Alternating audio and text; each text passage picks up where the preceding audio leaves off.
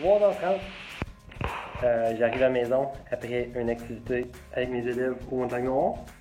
Et là, Emilia me dit il annonce un gros gel cette nuit. On a beaucoup de choses à faire. Il annonce une semaine de pluie non-stop. Alors, je me dis, sans que ça se passe les récoltes, j'ai appelé 2 jeunes de 10 ans puis 12 ans, 13 ans, quelque chose dans le genre. J'ai payé. Mes 2 enfants sont venus m'aider et honnêtement, sauvés par les jeunes.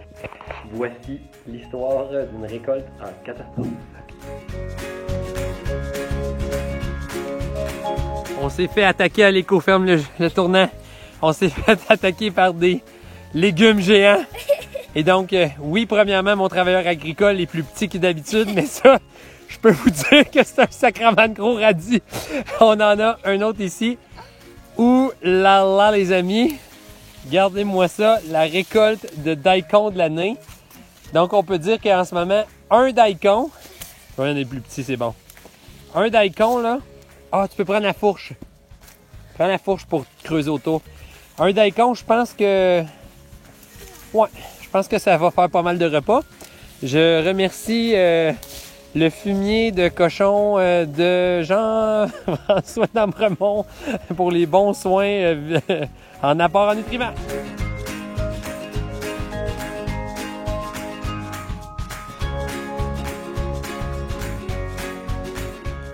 Concours Rutabaga. Cette année, à l'écoferme Le Tournant, on s'est dit, l'année passée, on a fait full navet. Ça s'est très bien passé. Mais on s'est dit, les rutabagas, c'est mieux. Ça se garde plus longtemps, puis tout. Le goût est plus intéressant. Fait qu'on a fait des rutabagas. Je pense qu'on leur a donné du bon compost, puis qu'on les a partis assez tôt. Là, c'est le concours. Celui qui sort le plus gros. 1, 2, 3, go! Prenez votre temps, là, pour pas y casser. Oh! Oh my God! Je pense qu'on est bon pour Infoman avec ça. Je pense qu'on est bon pour Infoman avec ça. Attends, mets-la à côté de ta tête. Vous voyez qu'il est pas capable de le lever, c'est excellent.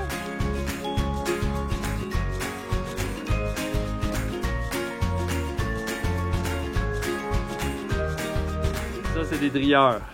J'ai invité les meilleurs trieurs. Là, ils regardent chaque patate, une après l'autre. Quand elle est belle, elle s'en va dans une boîte. Alice, elle les place ici pour ensuite mettre la ripe. Puis on regarde toutes les patates là-bas. Les patates qui sont pas belles sont ici, c'est les premières à manger. La taille d'un œuf, ça c'est eux qu'on va ressemer, mais il faut qu'ils soient belles. Et ici, ça c'est la petite chenoute qui s'en va dans le compost. Là, on est rendu en mode panais dans notre blitz de récolte. On coupe les queues, on va mettre ça sur le top. Il y en a des petits, il y en a des gros. Le panais, l'enjeu qu'on veut pour aller chercher la racine au complet puis qu'il ne casse pas dans le sol. Probablement qu'ici, il cassait, il reviendrait l'année d'après. C'est une visite annuelle, mais bonne la première année. On n'a pas le choix. Je sais qu'on parle de non-travail du sol, mais là, quand il faut y aller, il faut y aller. Fait qu'il faut essayer d'aller assez creux quand même. Là, quand on a bien tassé ça, et voilà, on peut sortir des beaux panais. Y en a-tu un autre à côté? Puis on y va comme ça. Fait que le but, oui, il y en a un ici. pas le choix, on y va avec la fourche. On va rester ça pour amender ça. Matière organique sur le top. Là, tu vois, on en a un gros. Tu me dis ça, mon Vic? On va aller chercher ce gros là.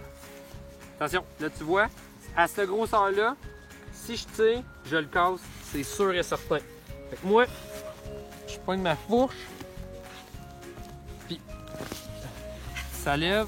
Et, tu vois, il était gros juste sur le dessus. Tu l'as pris juste à la bonne place. Mais attends un peu. L'autre à côté. Tu vois, là. Là, il lève pas. Quand tu tires et il lève pas, cherche pas à Dieu et à Dieu. Faut que tu en délousses un peu. Hop, à côté, ça, lui, il a levé. On enlève la terre. Ah, lui, il était beau, il était beau. Ouais. Là, lui, ici. Je suis pas capable de penser. Ok, on va y aller avec une autre shot. On va aller chercher ça. Ça va de quoi? Et voilà! Et voilà! Un beau gros panais. Les panais, c'est de la job.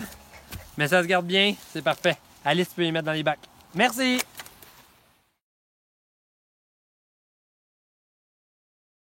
Alors, bilan de la récolte de notre 3 heures de débile.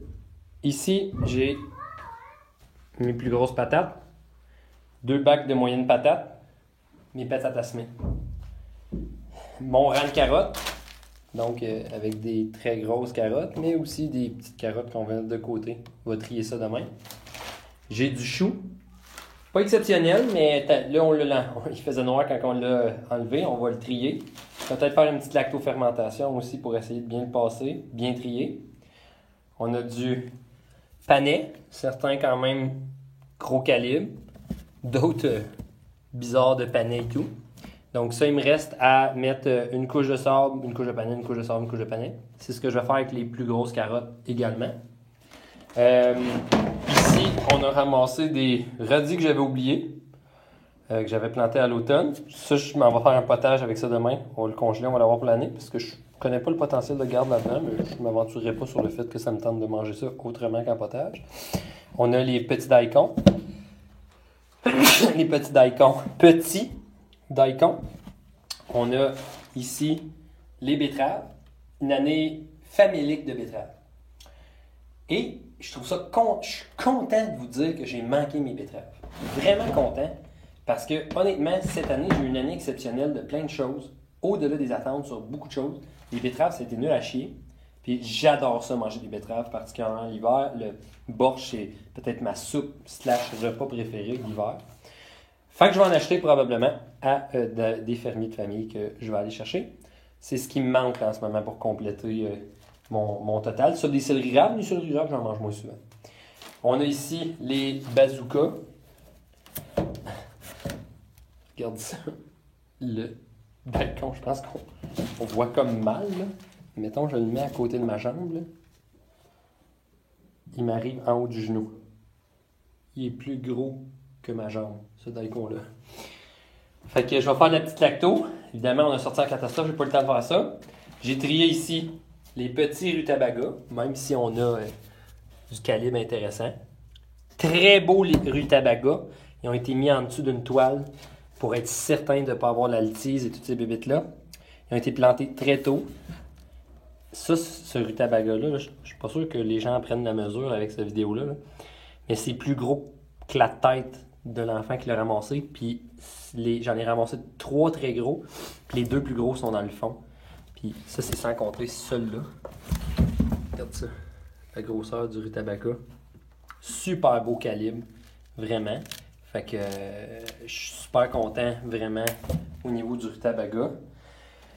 Fait que, si on regarde le topo, rutabaga, daikon, panais, betterave, espèce de radis de chiotte, le bon bac de carottes ici, du chou, les patates. On est prête pour passer l'hiver. Il y a juste à en transformer une partie, puis à faire de la conservation. Puis à espérer que le caveau descende. En fait, on sait que le caveau va descendre. Mais là, tu vois le caveau en ce moment, il est à 12. Il est à 12, 13. 13 parce que j'ai beaucoup ouvert la porte. Fait que là, on veut du froid. Là, en ce moment, là, je commande à Mère Nature du froid pour refroidir mon caveau. Puis, that's it. C'est ça que je veux. Une année exceptionnelle, vraiment. Je suis super content de ça. Puis c'était à soir qu'il fallait que ça se passe. Fait que merci Loïc et Moïc et Lamio, les 2 cocos qui sont venus m'aider, et Alice et Victor qui ont sauvé la récolte.